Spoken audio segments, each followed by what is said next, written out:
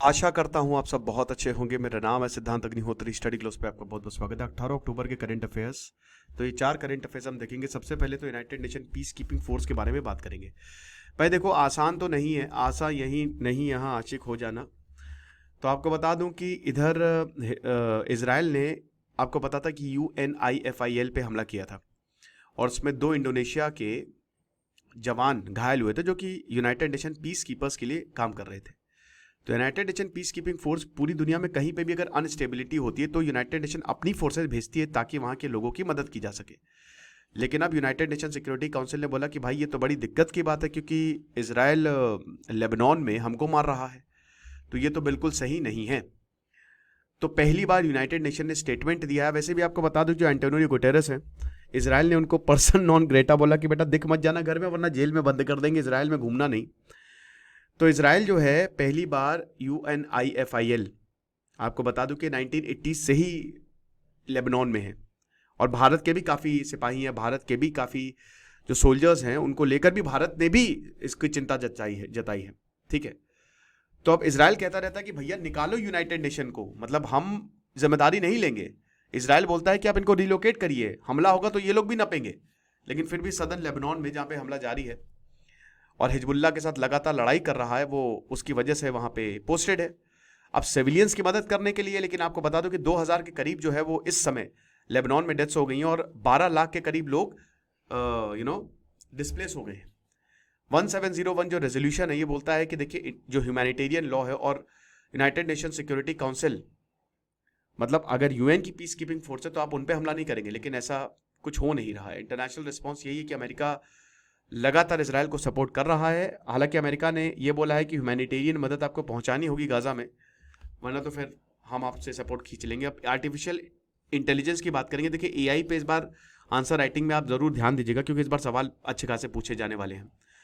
तो union government ने 3 artificial intelligence centre IIT Kanpur, IIT Ropar और IIT दिल्ली में विद कोलैबोरेशन विद एम्स ये डेवलप करेगा।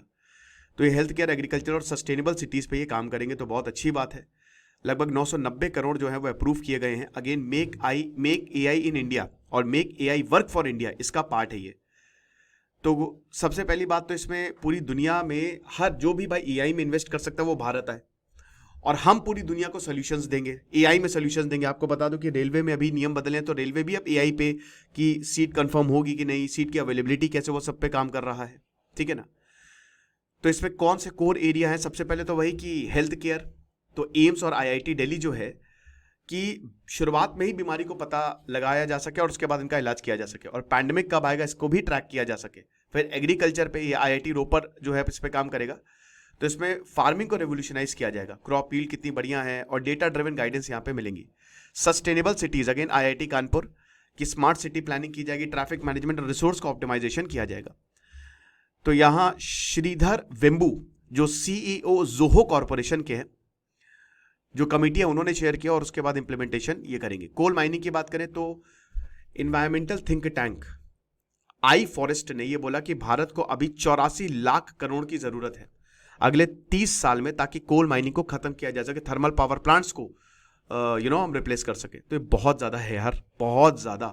इतना पैसा आएगा पता नहीं, अगले 30 सालों में आ जाना चाहिए। वैसे अभी तो हम 5 ट्रिलियन, लेकिन हम $5 ट्रिलियन की इकोनॉमी है ना, तो ये देखना पड़ेगा।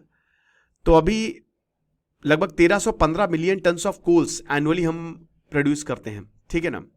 और इसमें थर्मल पावर प्लांट पे ही जाता है। अब आपको बता दूं कि 237 गीगावाट से इलेक्ट्रिसिटी प्रोड्यूस होती है, एनर्जी प्रोड्यूस होती है, और हमारी जो 80% इलेक्ट्रिसिटी है वो कोल से ही आती है।